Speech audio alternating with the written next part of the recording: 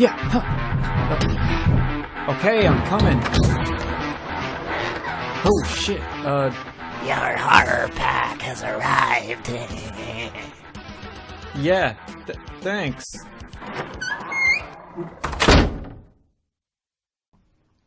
Hello, everyone. Welcome to the Unofficial Horrorpack podcast.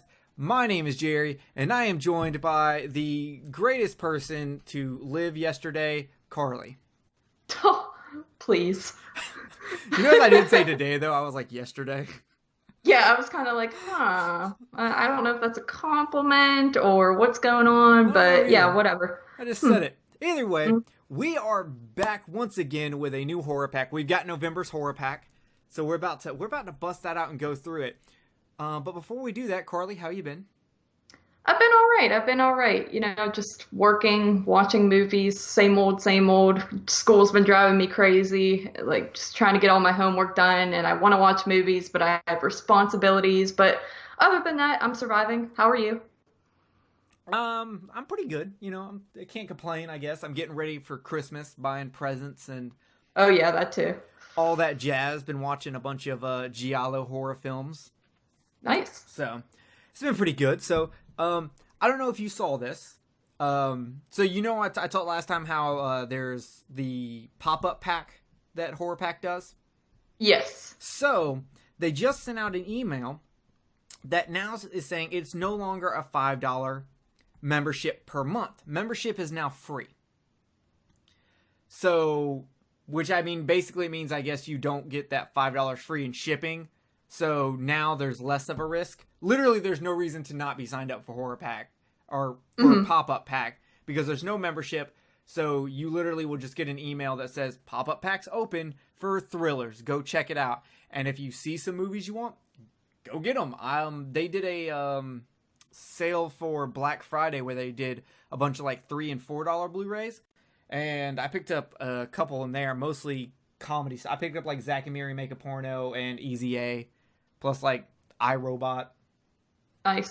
So, I mean, they were, like, it cost me, like, less than $20, and I ended up picking up, like, 4 or 5 movies. Yeah, I mean, like, $3 or $4 for a Blu-ray, that's pretty good. Exactly. So, guys, get up on Pop-Up Pack now that it's free. It's definitely worth checking out, because even if a week goes by where you don't buy anything, you're not putting any money in. It's completely risk-free now. It's amazing. So... without further ado, let's get into November's horror pack. Overall, I had not seen a single movie in this horror pack.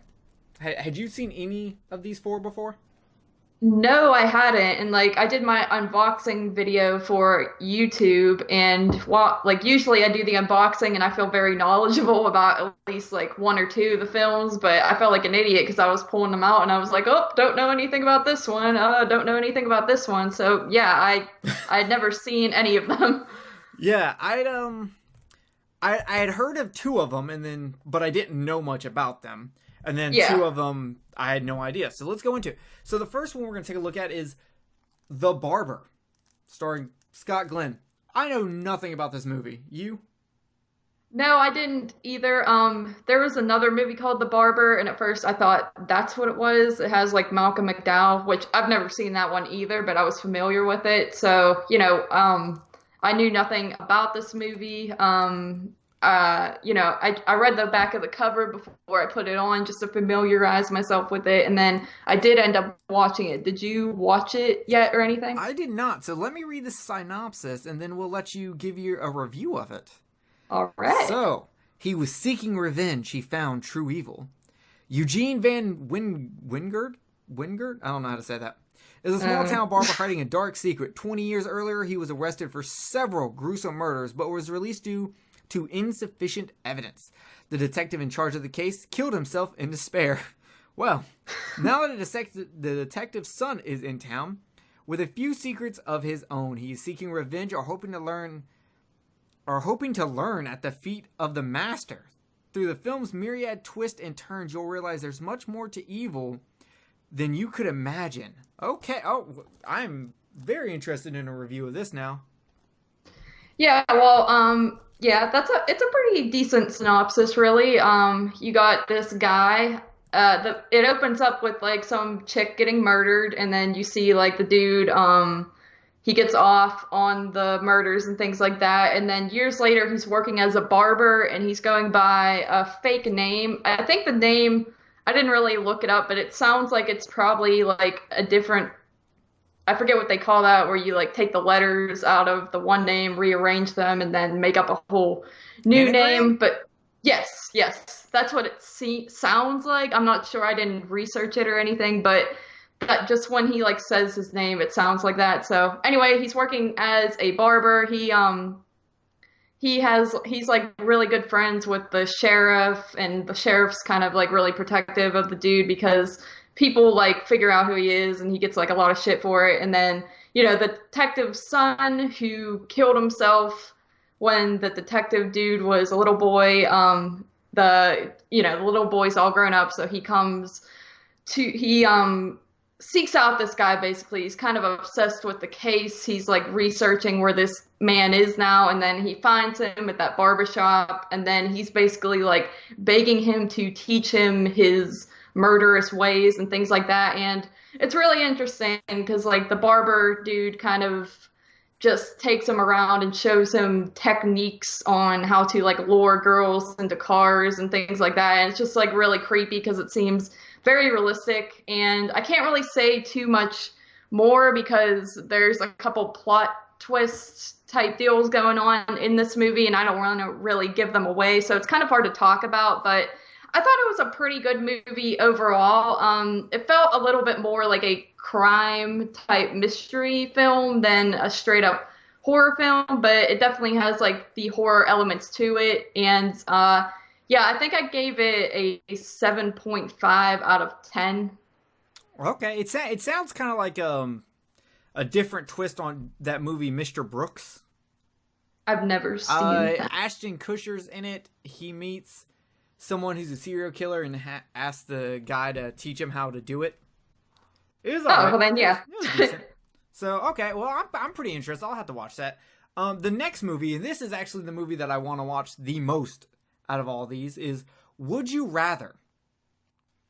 Jeffrey Combs is in it, who was in Reanimator. Sasha Grey is in it, Sasha Grey used to be a porn star, now she's an actress, and from what I hear, she's pretty good. I have not watched a movie with her in it. So yeah, she was pretty good. She was pretty good in it. Okay, so you've seen Would You Rather also?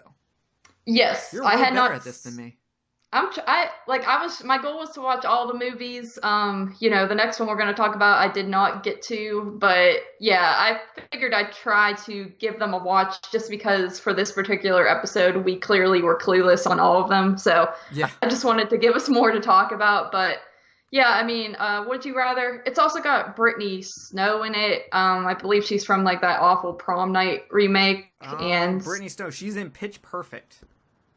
yeah, that too. I'd never watched that, but yeah, she's like the main kind of character in this movie, and she's all right. I feel like she's not that great of an actress, but besides that, like I really enjoyed this film.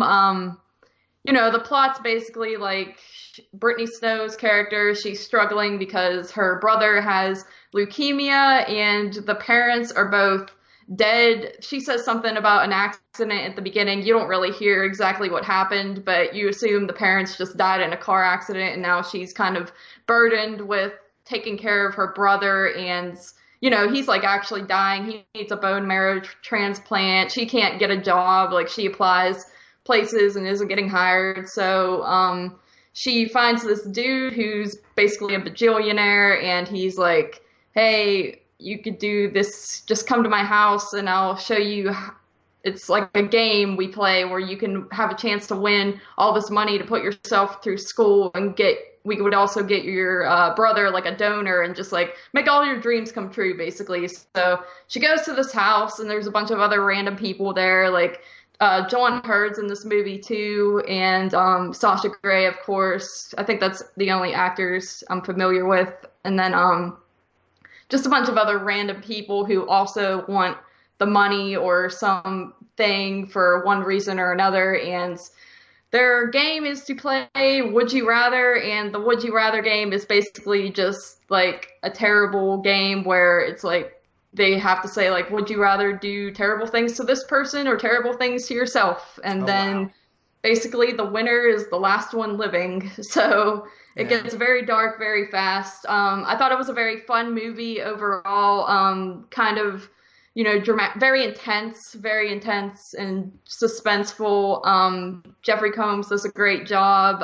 Sasha Grey, she doesn't really have a big part in this movie, but at the same time, I think she really sells it, the character she's playing. And yeah, and then it's got a pretty great ending, not great, but like terrible ending, as in like it's like a messed up type of ending Oh, to it. So overall I gave it an 8.5 out of 10. The only issue I had was kind of like with character development. You don't really find out why some people are at the house, and I kind of wanted to know more about other people's backstories, but overall a pretty good film. gotcha. I wouldn't go play that game. I would just either do porn or go into prostitution, to be honest. Like, even if like I'm straight, even if I had to do like gay porn or something, I think I would just go do that instead of like what looks like on the cover someone getting a razor blade to their eyeball.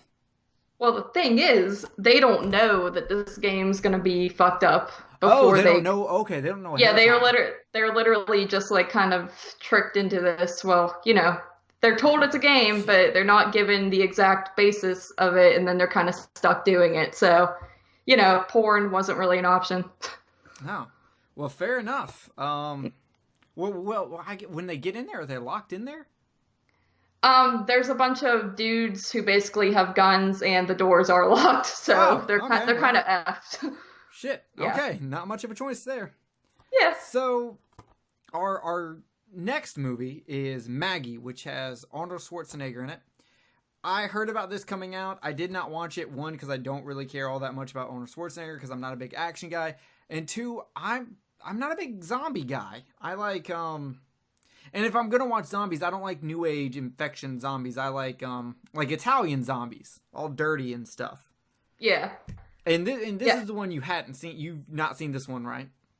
No, and I completely agree with you. Like, where I don't like zombie movies, and Arnold Schwarzenegger, like, yeah, I'm not an action person either, and I don't know, I'm just not a big fan of the things he does. But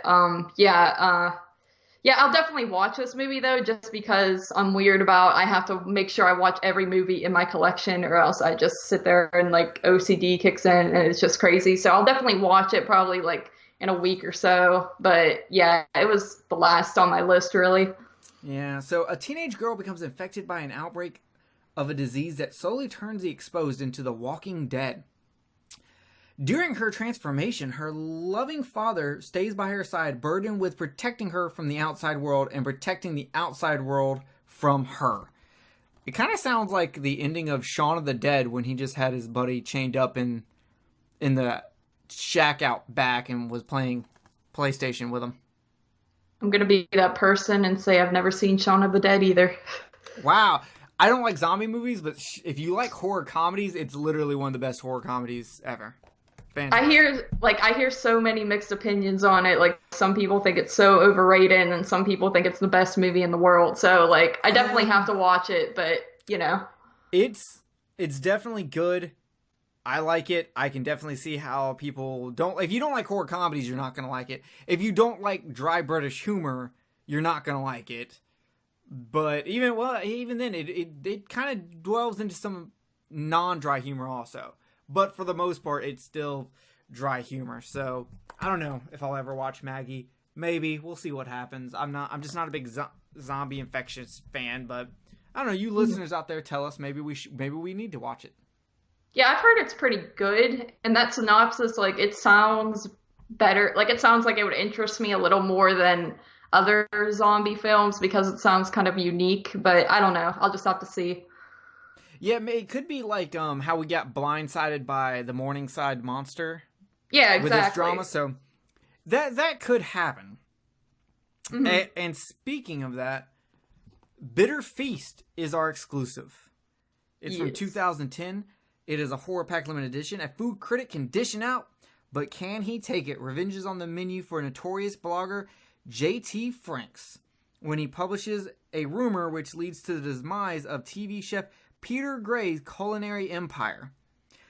Gray kidnaps the writer, confines him in a remote cabin, and presents him with a series of deceptively simple food challenges, pushing him for anything less than total perfection. Bitter Feast is an intense shocker served up with wicked wit and savory flavor. I see what you did there. That's a decent description, but the one thing I want to say is when he publishes a rumor which leads to the demise of TV chef Peter Gray's culinary empire, he doesn't publish a rumor, he publishes a bad review.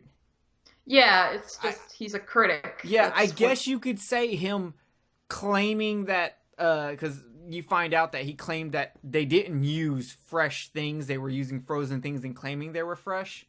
Mm-hmm. I guess it could be considered a rumor, but not really. Yeah, like it kind of makes it sound like he put out that this guy was a child molester or something crazy like that and ruined his whole career. Yeah, but really, it wasn't anything bizarre like that. Like, this dude jacks off in the food that you're eating. Don't eat it. Like, it's nothing that crazy. It's literally just the writer's an asshole and he shits on everybody. Yeah. So, before we get into the full review of Bitter Feast where there will be spoilers, I want to bring up something. I see all the time when people criticize Horrorpack, they say, oh, it's just a bunch of $5 Blu-rays. It's just a bunch of bargain bin Blu-rays. All this. So I wanted to go look up on Amazon.com how much this Horrorpack would actually cost. And I've got results here to prove that the $25 shipped a month for Horrorpack does work. You get more than your $25. And even if you take out the $5 shipping, if you just look at it for the $20, not including the $5 shipping, you're making out. So here we go. Maggie, $10. Maggie is $9.98. I rounded up in this. Rounded up or down. But Maggie is $10 on Blu-ray. The Barber is $11.45. So I changed it to $11. Would You Rather is $13. That's $34, not including the exclusive. When you include the exclusive, keep in mind you most likely will have to go to DVD. So I did. I went to what the DVD cost of Bitter Feast is, and it's $8. So that would bring it up to $42 plus shipping and handling. So let's say it's the same shipping and handling, $5. So you're looking at $45, $46, $47. You're looking at $47 shipped for this. If it's the same $5 shipping, we'll say it is. Which, with taxes on Amazon and shipping, if you have Prime, then you're not really worried about the shipping. But still, that's a good breakdown. So for everyone who's complaining that it's, $5 bargain bin Blu-rays, I disagree. Most of them tend to be around $10. So you're looking at $40 worth of Blu-rays for $20 every month. $25 with shipping. That's fantastic. Mm-hmm. So when I first got the Horrorpack, I thought, I don't know if this is really a deal or not, but I didn't really care back then. But when you really think about it, that definitely is, you're making out big time. Yeah, so it'll be interesting as we go forward to keep looking at how much it would cost to get this and see if it stays around that price, because, $35 to $40 worth of Blu-rays for $25 is pretty good. I don't know how people are complaining about this. Yes, you can find these Blu-rays for $2 to $5, I'm sure, at a pawn shop or something. But yeah, I'm looking at retail price. Because these are brand new. These are not used. They're all sealed. They don't send you used stuff. So I just wanted to bring that up. If you're going to hate on something, find a legit reason to hate on it. I don't consider that to be a legit reason. So, well said. Without further ado, Bitter Feast from 2010. So this movie started off with two kids fighting with swords. And typical. I was like, did I put in the wrong movie? Because it's very poetic. This beginning, he's reading off something, which I don't know where he got this from. I want to know if it was written for the movie or if it was made if it was something else that's just being recited again, like it's from a story or something, but it basically comes down to one of them is the destroyer and one of them is the producer, and whoever would try to stop them is trying to destroy the world, so you're supposed to let them try to destroy each other or some shit like that. I'm not 100% sure, because this movie... Okay, this Blu-ray does not have subtitles, and that kind of bothers me. Yeah. I want my movies to have subtitles, especially when I'm watching it like this, because there's certain times where, like this time, it would have been a lot easier to kind of see what they were talking about. But I can deal with it. So then we go to this TV show called, that is not what it's called. I don't know why my notes say called The Fester with Peter Gray. That is not the right word. Huh. The Feast, maybe? It is definitely Feast. It's called Feast. The Feast with Peter Gray.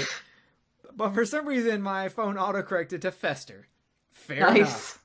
So you see Peter Gray, who's a cook, and he's got his sidekick, a lady named Peg, who's kind of making fun of him and making jokes, and you can tell he's super serious. Mm-hmm. And he doesn't like this. They fight backstage about it, how this is not what he wants to do. You'll learn really quickly that Peter Gray is very meticulous. He's very kind of stuck up, and he wants everything to go his way. He sees himself as a food god, basically, and you're all underneath him. Like, one of the arguments they get in about is how he uses fresh food, and if you saw what they did in those gigantic factories, you wouldn't eat that processed food. Which I'm not going to look at those factories, so I'm going to continue eating processed food because that's what I survive on. Yes. Agreed. Yeah. In fact, like, I remember you messaging me and saying, as you watched this, it was making you very hungry. Yes, and I go ahead. What's that? I was gonna say it didn't make me hungry. This food is too nice. Like, this is flayed rabbit with wild berries and something, a bunch of words I don't know, and I was just like, I know nothing about food. See, I was just like looking visually at like big pieces of meat he was making, and I was just like, because I love steak, and I was just like, man, I wish I had steak right now. But of course, I just have a bunch of like microwavable dinners, so yeah, exactly. It kind of sucked. I can get you on that. I'm not a big fancy food kind of person, so it didn't really get me. But yeah, watching it, I was just kind of like, man, I want something. I was just gonna eat Reese Puffs for dinner, but maybe I'll go and see about getting something proper for dinner now. Yeah, treat yourself a little bit. Yeah, exactly. So his producer or director, I don't know, tells him that the ratings are going down, but Peter doesn't care about the ratings. And they get into a fight, and he says the show might not get renewed. He then goes to his restaurant where he talks to a guy named Gordon, who I guess owns the restaurant, runs it. And they talk about this guy, JT Franks, who's a food blogger who is pretty much shit on everybody's food, even his. And they're going to bring someone else in. Now, this guy who plays Gordon is actually a famous chef named Mario Batali. And I only know this because he was just on a YouTube show I watched called Hot Ones, where they have you eat really hot wings, and you have to answer questions. You get interviewed while you're eating hot wings. It's a fantastic YouTube show. Everyone should check out Hot Ones because it's great. And he's famous because for the longest time he only wore Crocs for some reason. He is now on the newest Hot Ones. He did tell everyone he has changed to wearing Jordans or something now, or Yeezys. I don't know anything about shoes. That's inspiring. Yeah. So Peter basically gets fired from his restaurant. We find out everyone thinks he's super pretentious. And I'm sorry, but the way Peter looks, he looks like a serial killer. Yeah, I agree. And weird enough, it's the dude who plays in Phantasm 2 as the Mike character, the good old Mike replacement actor. And, you know, he looks so normal in that, then you see him in this. And I feel like it's the glasses, man, and like the beard, like... You can just make yourself look terrifying just by those small little factors. Yeah, he basically started dressing like Jeffrey Dahmer. Yeah. That's what it looks like. Mm-hmm. So that's our setup. We find out that Peter is basically, he's losing his show, he's losing his restaurant, Everyone thinks he's super pretentious, and no one cares about this whole cooking with fresh and local stuff. No one cares about any of that. And we then go, I guess the next thing we need to set up is we go and take a look at JT, what was his stupid last name? Franks. The name's not stupid, it just pisses me off because every time I type in Franks, it always wants to put the apostrophe in there to make it a possessive. I hate that so much. And I stopped correcting it. So JT Franks is basically a guy who is bitter at the world, hates everything, and writes shitty blogs where he shits on people. He is a hater. He is the definition of a hater. That's how I picture all critics being, just like miserable in real life. Yeah, like, I mean, technically we're critics because we're critiquing movies, but and I am miserable, so. Yeah, exactly. Suicide is a daily battle. Yes. But basically, the difference between us and him is he purposely just shits on everyone, does not try to find anything good. We try to find the good. Why would I want to waste my life just being negative? If there's negative things, I'm going to point it out. If there's positive things, I'm going to point it out. And I want to find the positives in this whole sea of negative that we live in. Exactly. And this movie is a prime example of there are way more positives than negatives for this movie. This movie surprised me because it's such a battle of different characters. At first you feel so bad for Peter Gray. You're just like, this dude is losing everything, and all he wants to do is make good, proper food the way he wants it to be made. He doesn't want it to be a joke. He wants it to be on the level. Go ahead. I was just gonna say, like, I did feel bad, like, that cooking show, it's just like the whole show is just a comedy act, basically. It's not like a professional cooking show. You got this girl just making a fool of him, and it's funny, but at the same time you're just like, oh, this poor dude thought he was gonna be like this great chef, and here he is. Yeah. And then the chick also, she looks like a grown-up discounted version of Topanga, whatever her name is from Boy Meets World. Topanga. Nice. Topanga.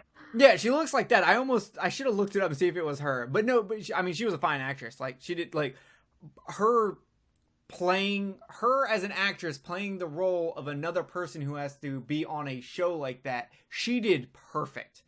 And so did he. Like, her jokes and the way he acted was actually really cringy at times. Oh, in yeah. the best ways. Like, it was meant to be like that, and they played it swell. But yeah, you really kind of feel for this character because you kind of get the sense that he's the little boy in the first clip that's getting beat up. You can kind of tell he's a little nerdy. You know, I mean, obviously he's so addicted to everything being so precise and meticulous.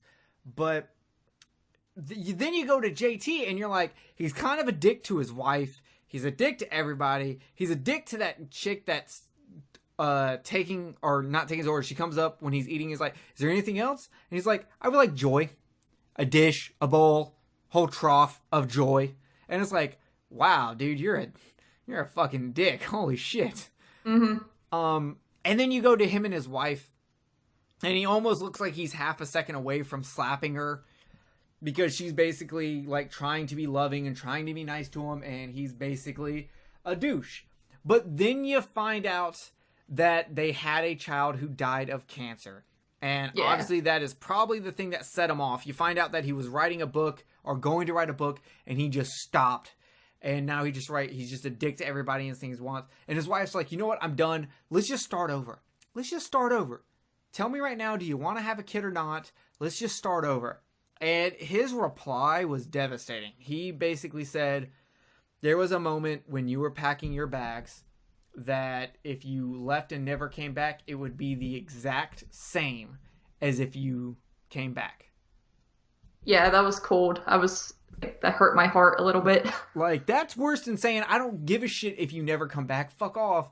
It's literally saying, it doesn't matter to me in my life. Come back or not, it does not matter. I am just apathy is a cold body, and that is me.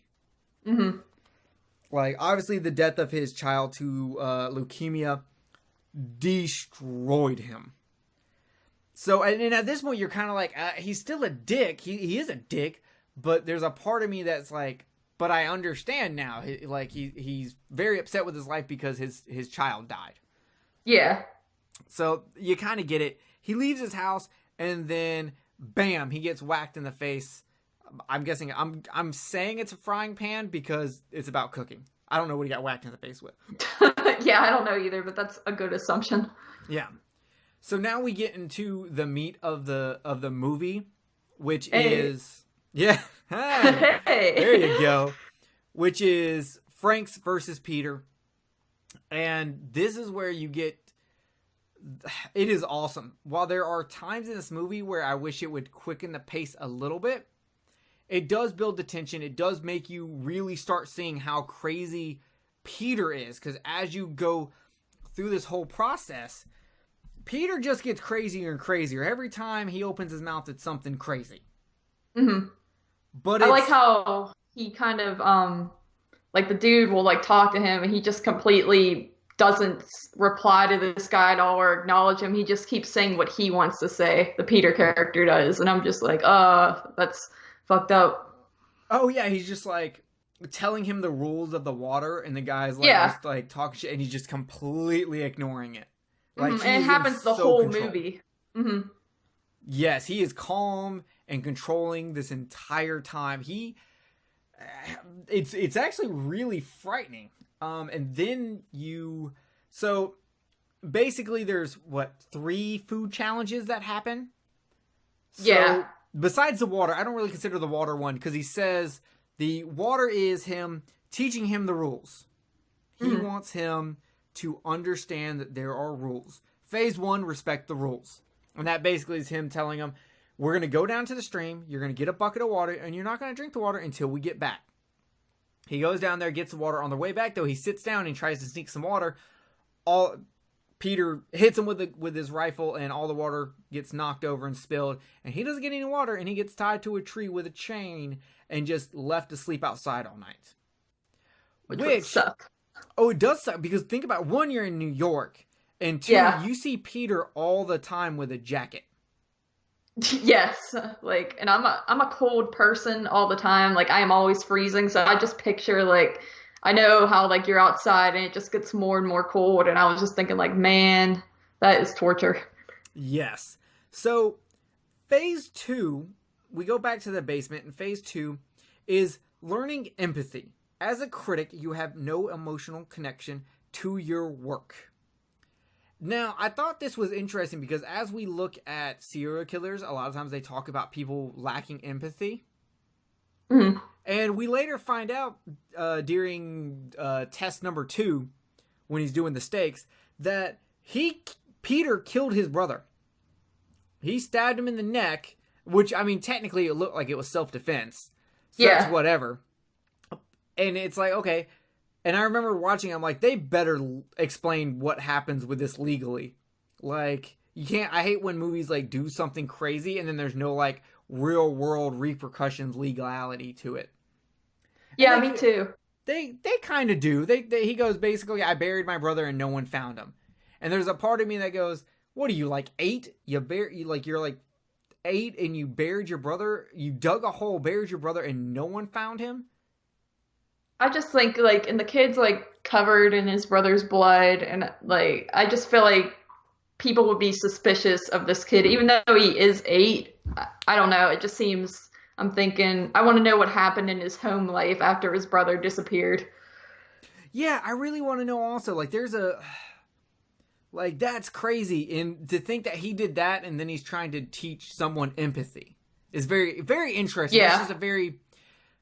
Like, I give it up to the writer, who is also the director. That is actually really deep and really clever, and it really got my brain thinking about how, because the whole time Peter looks like when he's cooking, he looks like a robot. He doesn't look joy, but when he eats, that's when you really see him go, oh, this is so good. Yeah. So it's very interesting. So back to this first challenge, he basically goes, you wrote a shitty review about a breakfast place called the Over Easy. So you said that they did not know how to make over easy eggs. Well, you're going to make over easy eggs, and they have to be to perfection.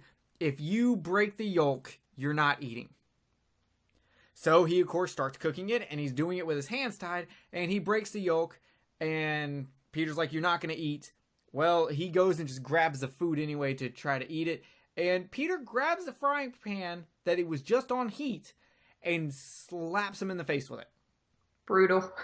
Oh, dude, and throughout the movie, they did a really good job of keeping up with how much damage he's taking to the face. Yeah. And the cool thing about it is almost all the damage is on one side of the face, which really shows the duality of it. Mm-hmm.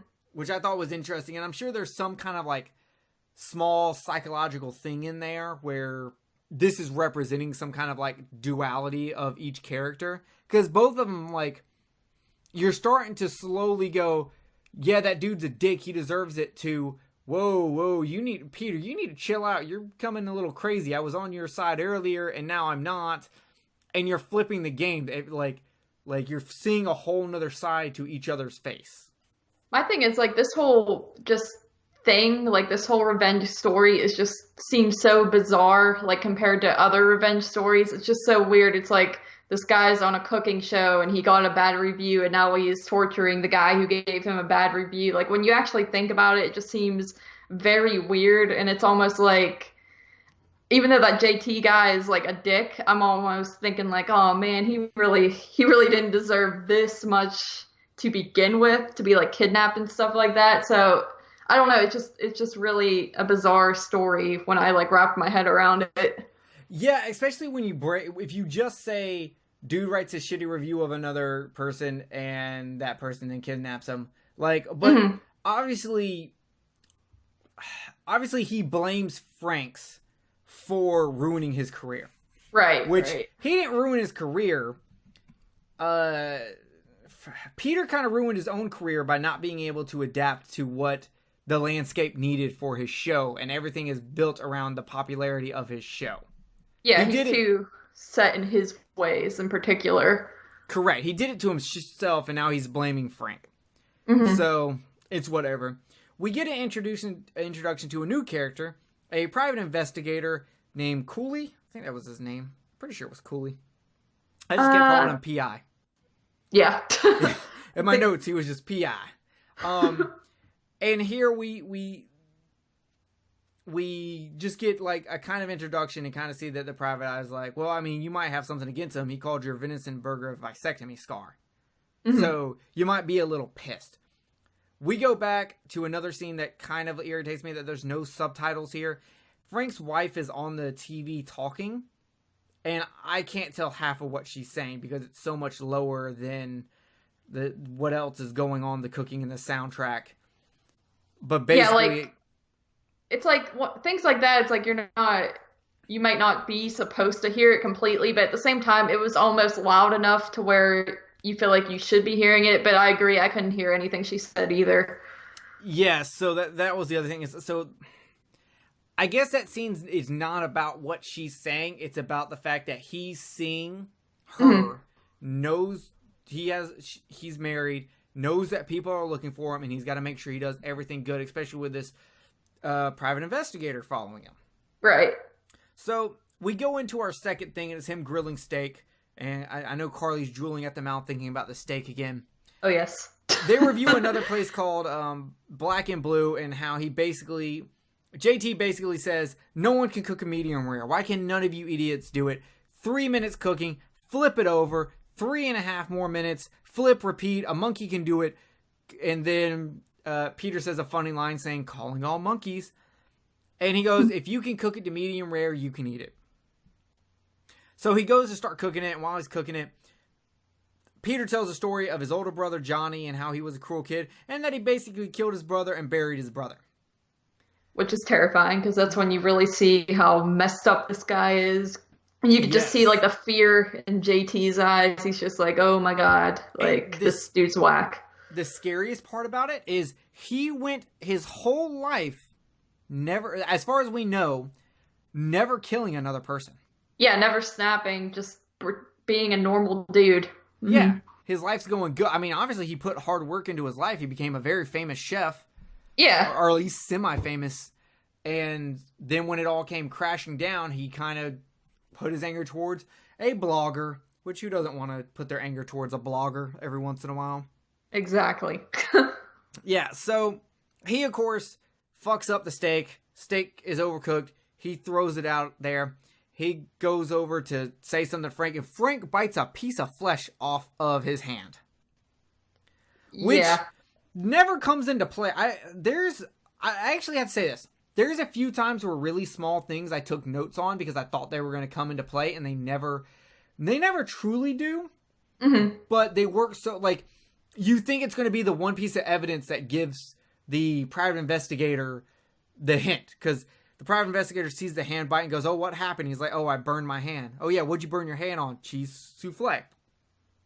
And then when he actually goes, when the investigator follows him and goes to his house, and he's walking around in the dude's house, he finds cheese souffle.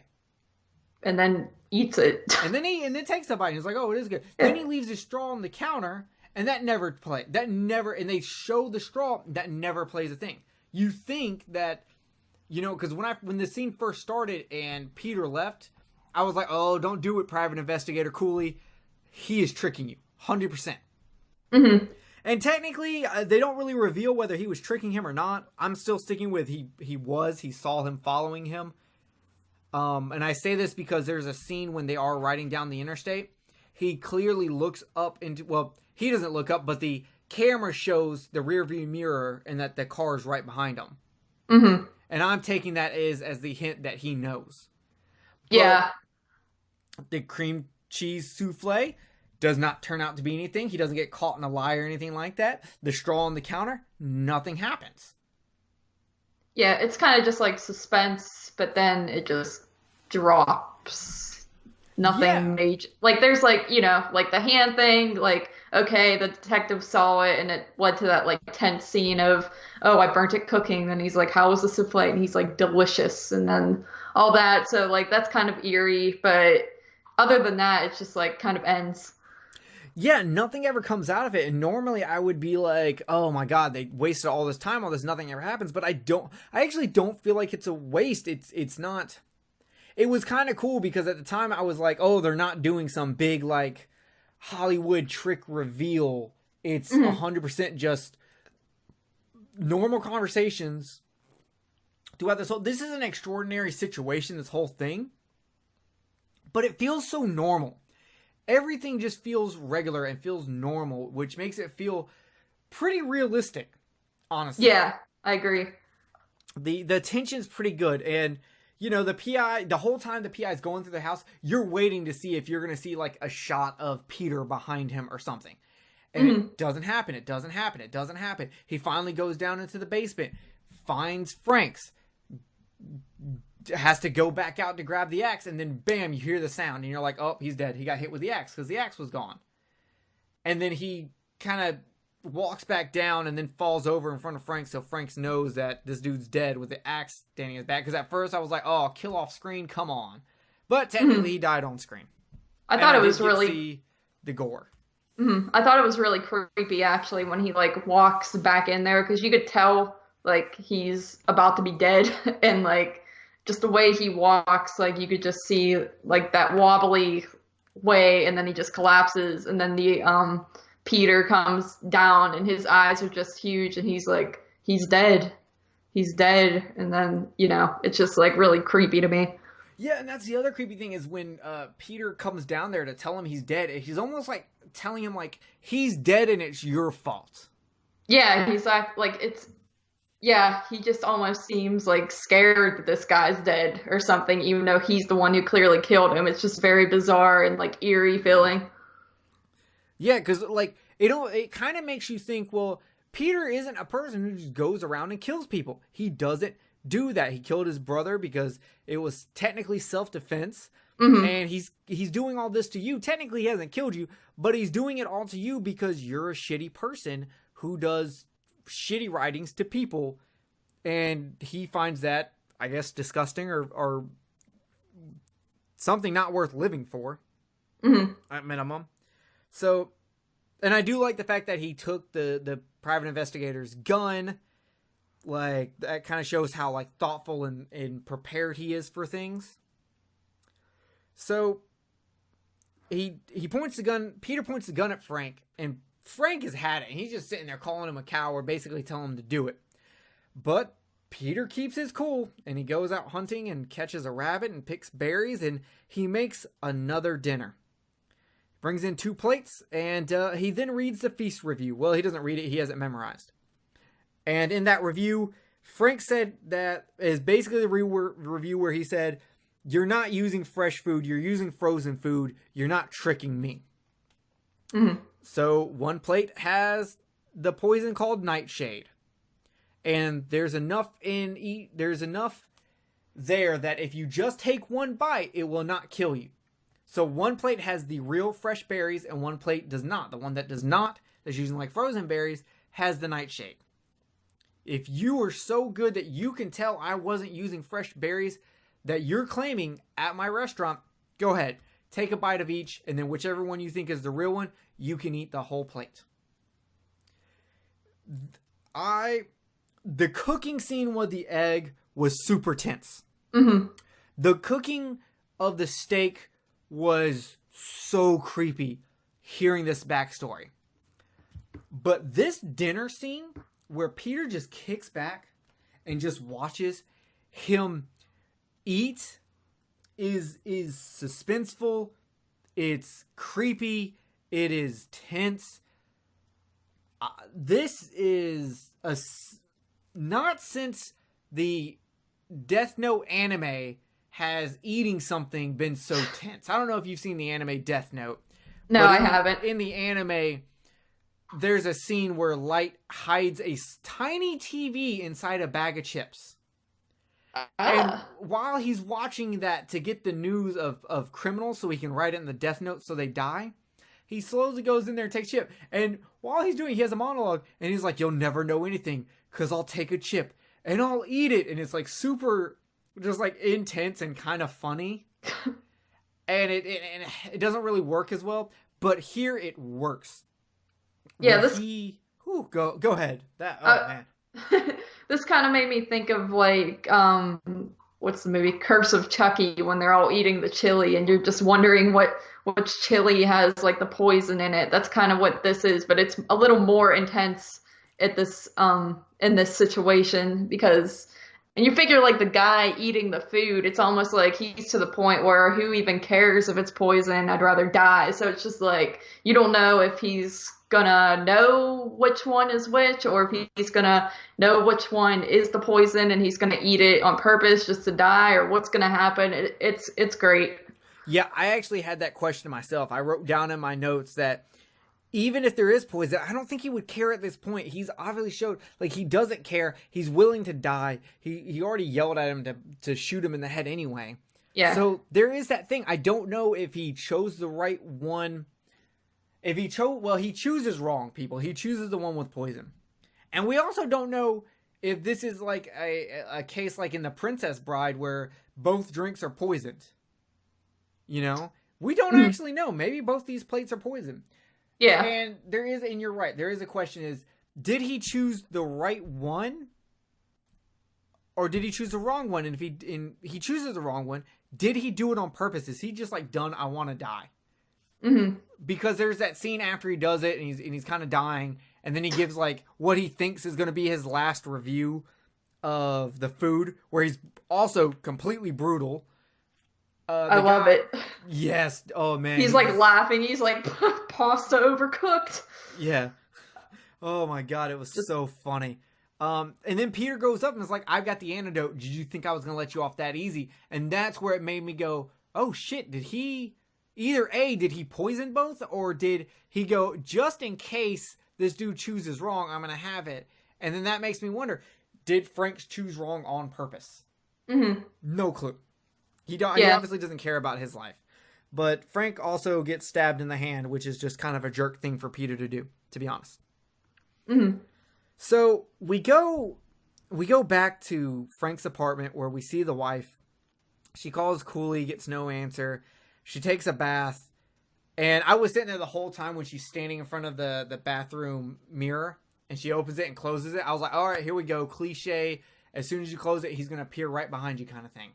You know what's so funny is, like, it seems like nowadays there's so many of those mirror scenes where, like, nothing happens when they shut the mirror again. It's almost like they're like thinking, okay, we're not gonna have the guy standing behind them, and it's gonna be original. But like at this point, like that has even happened so many times that it's not original either. So I just think Yeah. it's funny. Like I was expecting him not to be there because I knew they were probably gonna just be playing that game. To avoid the cliche, it has become cliche. Yes, yes, So, but they do do the he's behind the door thing. true. So she goes into her room and he's behind the door. And I was actually taking a note when I was watching it at this point. And so when I look back up, it goes to black and I'm like, wait, what did I miss? And then she's, sitting in the basement tied up. I actually had to rewind it to see that he was behind the door. hmm and like that whole scene is like intense because she's like naked in a towel walking around her house trying to find if there's anyone in there. And I always hate that. I'm just like, at least put some clothes on so when the person kidnaps you, at least you're not naked. Like I always hate that in movies. I'm like, you think there's someone in your house and you're going around investigating with a towel on. Yeah, it's kind of like there was a big thing in the 80s with movies where like when they were in the toilet and they heard a noise and they're sitting on the toilet, so they're obviously doing something that should involve wiping. They never wipe. They just get up, pull up their pants, and go. And you're Oh just kind my of like, God. oh, guys, come on. I don't care if I'm dying Yes. or not. I'm wiping. Get out of here. Ugh. And so it's the same thing here. I agree, but also like I think it works with this just because it shows. I think it's meant to show vulnerability because you got to think about it. If you're sitting in the bathtub naked and you hear noises, that's worse. That's so bad because you got. Do you want to take time to put on clothes or not? Yeah, I know. Something could go down right here. I could totally understand because I'll be sitting in my bathtub and then my cat will make a noise and I'm just like, well, I could either just sit here and let the person who's probably in my house kill me or I don't know. Like, so I could relate. Yeah. Do you want to die naked or not? Like, here's it. Because if you die naked, like, obviously the whole world's not going to see you, but they're going to take pictures of your body. Yeah. All the police detectives and all them are going to see you naked. So, like, it's like, oh, man, it's... Like, that's such an awkward thing. At least if you put a towel around yourself, you might luck out and they don't, like, do anything sexual to you, so you get to keep your towel. Maybe it's just a robbery that's going to go wrong. I like how True. that's my it's not that bad. You might just die from a robbery. It's a robbery that goes wrong. Yeah, people might not see your dead naked body. There you go. We got very off topic with this. Wow. Yeah, that happens. So... Okay, so now she's tied up down there, and Peter is now super flipping out, and it turns out this just turned into the most dangerous game, which if you don't know what the most dangerous game is, it's about a guy who brings people to his island so that he can hunt them. It's basically the same plot as John Leguizamo's comedy classic, The Pest. Dude, every single title you've named today, I haven't even seen like the movie, so I feel like an idiot because I'm just like, Well, you I don't at get least it. have to know like the most dangerous game. You have to know that, right? Sure, yeah, that's the one with the dude. Well, have you seen David Fincher's Zodiac? Oh my God, no. Oh my God, who are you? You I gotta know. watch that movie. Well, if Listen, you want, everybody hates me because I don't know movies because I rewatched a lot of movies growing up, but I would never like expand. So like I know like a lot about like some stupid movie, but I don't know a bunch of movies. I don't know if it speaks to your credit or not, but it's hilarious. You know who the actor who replaces Mike from Phantasm 2 is, but you don't know The Most Dangerous Game, a literary classic. Like, it's very interesting. Yeah. Okay. Fair enough. So The Most Dangerous Game is a story about a guy who brings people to his island so he can hunt them because man is the most dangerous game. It's the most dangerous prey. So he sets them loose so that he can stalk and kill them. And while that's happening, the wife finds a bit of broken glass on the floor. She uses that to cut her ropes. We go back to Frank running, and technically, I don't know if I didn't notice this. I only saw it because it was on IMDb. Apparently, the shots where Frank's is running downstream, or upstream changes. Sometimes it's Oh. upstream, sometimes it's downstream. Yeah, I didn't notice that. I didn't notice it either, but apparently someone really pays attention to where the water flows, what direction. I didn't notice it. I don't care. Yeah. But Frank is taking a seat, trying to chill, catch his breath, but he ends up coughing right as Peter is there. So he goes running. Peter ends up shooting him. But he gets back up and runs. At this point, the wife has gotten up and she's walking around the house. Now, I got a question for you, Carly. Okay. In her situation, you've untied yourself. Yes. What in that situation, what would you do? Where do you go? Okay.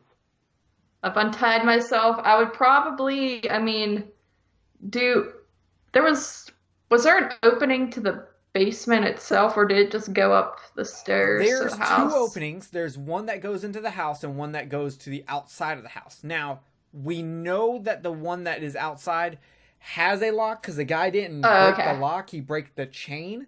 There's a chance that could still be locked, but she would have no knowledge of that. She probably doesn't even realize there are two exits. Mm-hmm. So Okay, you that makes probably don't know. So, yeah. And I would assume it'd be safer to assume that there's one that leads into the house. Mm-hmm. Yeah, in that situation, I mean, I would probably obviously go up to the house, and then I don't know. I feel like I understand she like wants to call the cops because she maybe is afraid. She doesn't know where the guy is. If he could be right outside the door, he could be in the house or whatever. But like, I don't know. I feel like I would probably just bolt out the door and just start running. I wouldn't bother with the car because I don't know. In all these movies, people assume that people leave their car keys in the car and they think they're just going to escape, and it does not work like that. So I would probably just like, I don't know, just run for it. I know it's like the middle of the woods, but I wouldn't waste any time in the house trying to call the cops, even though that would, because I don't even know where I am at that point. So it's kind of like, you know, it would take a long time for the police to even find me. So I think my instinct would be to run, but who knows? I'd be close to you. The one difference I would do is I would go to the kitchen and grab a knife. Yeah, okay, a hammer, a mallet. So I'm getting some kind of weapon. That would be my go-to. Now, obviously, we're not in the situation. We don't know what we would do because we'd be panicking and crying. Yeah, and I always think I'm a genius, and I always see these movies and pick them apart, and I'm just like, that person was so stupid. But like in real life, I'm sure I would probably cower in a corner and die. But you know. Yeah, I'd cry like a little bitch. Yeah, like get out of here. So. Yeah, she does call the cops, but you're right. She has no information. There's a chance she doesn't even know who Peter Gray is or what he looks like. Yeah, true. So I didn't think she can't even be like, I'm at Peter Gray's house. Mm-hmm. Nothing. So she runs out and Frank runs into her and he tries to calm her down, which takes what I feel like is forever. I'm just sitting here like, stop screaming. I know. He's going to find where you're at. Mm-hmm. And they do the dumb thing of going to the truck to see if the truck has keys. He even checks like above the what is that called? The flap up there? What is that even called? What's the name for that? Would it be like, I think I just call it like the visor because like you put it, visor. Yeah, that I think, yeah, I guess that's what you would call it. Yeah. So they go back in, they find the keys. They get into the car, they start driving away, and I'm like, oh my God, they're gonna make it. Nope. Shot to the head. Mm-hmm. That's it. Frank is done. He gets shot, blown up. She runs out. He takes another shot at her. You know, he's talked how he's killed deer, so we know he's a good shot. And he is. And he goes up to her and he says something that I find super creepy. Oh dear, I am the destroyer. Mm-hmm. That just made me go like back to him and his brother. And like, yes, it was in self-defense. But at that time, is that the point that made him the destroyer, and he just never realized it until now? Yeah, it's very chilling and like psychological. Yes. So now, here's the thing: she ends up stabbing him in the neck with a stick, so he dies kind of the same way he killed his brother. Did you like that ending? I actually did because I just thought it was like a cool little like, you know, callback to like what happened when he was younger, and I didn't realize that was a stick that she grabbed at first. I was kind of like, what the hell object did she have in her hand? So, at first I was kind of like, well, what the heck? But I don't know. Overall I liked it. Yeah, so I think it's a fine ending. It's very poetic and all, but I would like to. Personally, I think I would have changed it, but I like darker endings, so I would have like this was a pretty dark ending. Like there's a chance she bleeds out and dies. We have no clue. No one knows that she's out there. But I would have enjoyed it had she have died and the movie had ended on him like being like Peter winning, being alive and everything. Like that would have been such a cool dark ending. Mm-hmm. Oh, and I could also go with the Get Out ending where, you know, the cop shows up at the very end, or the cops show up at his house. You know, I don't know. There would have had to be more information, like her saying, I'm at Peter Gray's house, or something like that, that they would have had to insert it earlier in the movie, which I don't think they would have been able to. So that ending is less likely, but I would have enjoyed if they would have went super dark. But I do like the ending. It is dark. It is poetic. It's maybe just a little too on the nose. Yeah, it's super like abrupt, and sometimes I don't like those endings just because I want to know what happened afterwards. But like for this one in particular, I kind of just like it because of the fact that she killed him the same way that he killed his brother. I just thought that was kind of cool. But yeah, like I could see what you're saying. Like, and like I said, I don't always like the abrupt endings because I'm just like, well, did she get away or did, you know, what happened? She's in the middle of the woods. Like what happened to her? Yeah, exactly. I'm assuming she bleeds to death. She bleeds out. Yeah, honestly. it's a creepy location. It seems like there's just so much woods and like there's nothing around at all for like miles and miles. Exactly. It's the whole movie to me has really good atmosphere because it's always this mix of suspense and awkwardness that plays out really well. And like I said, the duality of the characters and how your perspective changes halfway through the movie is amazing. I gotta say, this is super well written, super well directed, super well acted. I really, really like this. I'm coming at an 8 for Bitter Feast. I like on the independent film market, I would give it an 8. It's like right under the Scare House for me. Yeah, I agree. I really enjoyed it. I thought the acting was just great. Like, Peter and JT, they both did great in their roles. I just love how Peter keeps that calmness, even like right up towards the end. He's still got this just calm vibe to him, even though he's at the same time, he's going slowly more into madness, but you still just feel like he can still hold a normal conversation with the outside world, and that's just like really creepy to me. It seems realistic where, you know, you always hear those stories where like some dude kidnapped a girl for 3 years and kept her in the attic and no one knew because he's like normal on the outside. So it's definitely very realistic.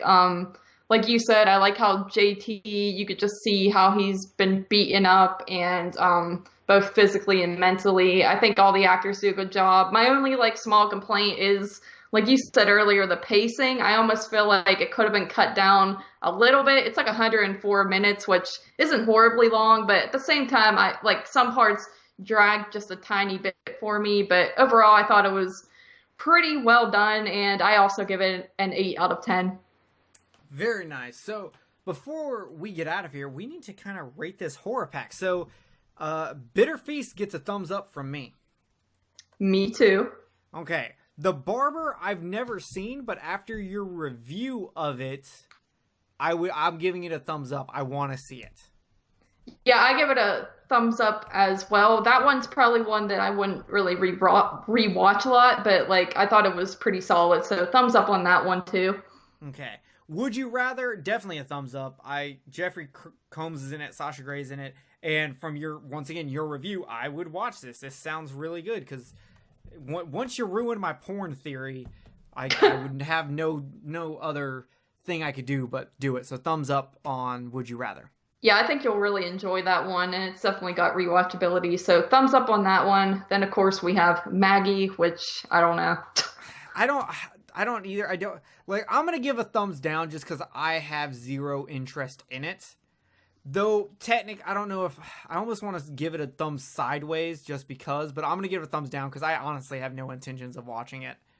I'm gonna give it a sideways just because I know I will watch it sooner or later, and like I said earlier, the plot behind it seems a little more unique than your typical zombie film. It sounds like it will be a little more dramatic, and I have heard good things about it, so right now I'm at a sideways. It's subject to go up or down, so we'll see.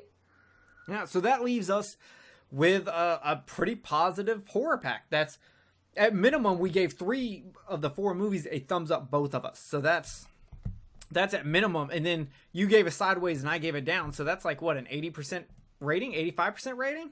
Yeah, That's I'd a pretty say. good horror pack. And I was nervous about this horror pack, honestly, just because I hadn't seen any of the movies. But then again, like, I want to get movies I haven't seen because it's cool to get movies I wouldn't necessarily pick up. And yeah, I mean, so far I've liked 3 out of 4 of them. Yeah, exactly. Like, we always go back to, people are always wanting, like, these big name known movies in the horror pack.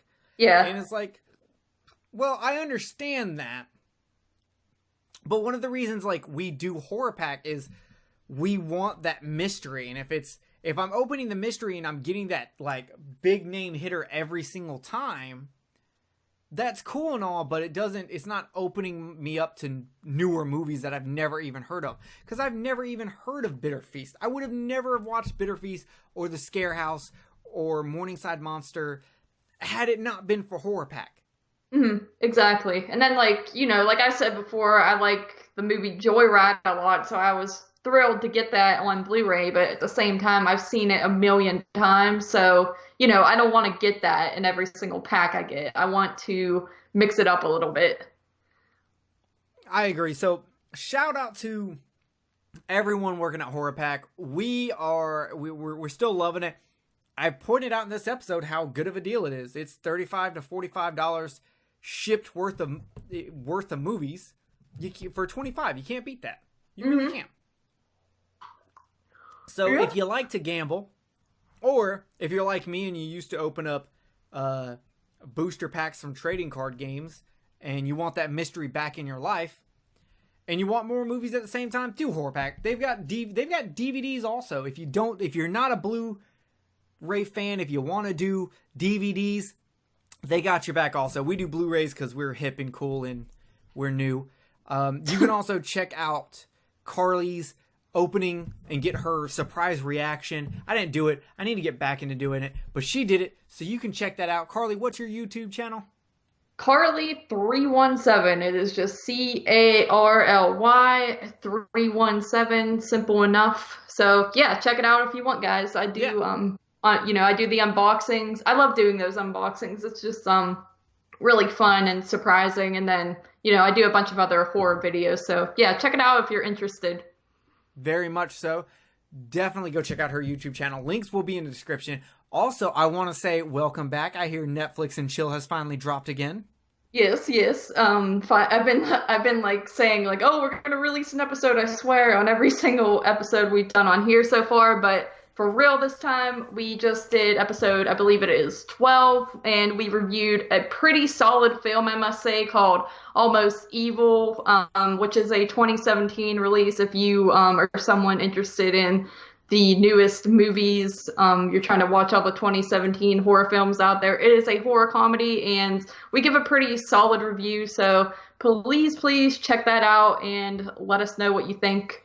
And that movie was on Shudder, right? Yes, I forgot to say that. It's on Shudder. It's a Shudder exclusive. So yes. So definitely check that out. And of course, I do Kill the Cast. We just dropped a episode, actually today as of recording this, a new episode drop where we covered Lucio Fulci's 1979 classic movie Zombie. Nice. Which is my style of zombie movies. And we've got tons of stuff coming out in the future, and we're pretty stoked. We got our Christmas episode coming up, where we don't do Christmas horror movies. Sorry, guys. Kill the Cast does Halloween sitcom episodes. Do you make that like your traditional thing now because I just actually like I'm like behind on your show and I just listened to your previous Christmas episode where you did that. Yes. Is that nice? That was our first year doing it, and it spawned the Married with Children podcast. So I was like, let's do it again. This year we are doing. This isn't fully decided, but I'm pretty sure it's going to be an episode of Roseanne, an episode of Home Improvement, and an episode of Family Matters. Cool. So we're hitting the spectrum. So by all means, come check that out. Check out Horrorpack. Check out other shows on the Horrorphilia network like Kill the Cast and Netflix and Chill. And without further ado, we're getting out of here, guys. Thank you all for joining us. And Carly, say goodbye to these people. Goodbye, people.